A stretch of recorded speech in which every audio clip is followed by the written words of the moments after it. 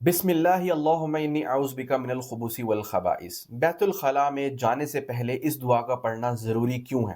ناظرین کرام، یہ بات جان لیجئے کہ بیت الخلاء جو ہوتا ہے، جو ٹوائلٹ ہوتا ہے، وہ برے جنات، برے شیاطین کا ٹھکانہ ہوتا ہے۔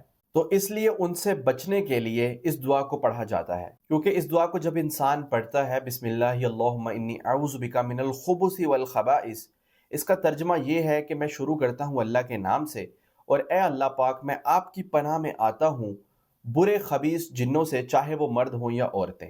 حضرت انس بن مالک رضی اللہ عنہ روایت کرتے ہیں کہ آپ صلی اللہ علیہ وسلم بیت الخلاء میں داخل ہونے سے پہلے اس دعا کو پڑھتے تھے۔ اس لیے جب بھی آپ بیت الخلاء جانے لگیں تو اس سے پہلے آپ اس دعا کو پڑھیں اور بایاں پاؤں رکھ کر اندر داخل ہوں۔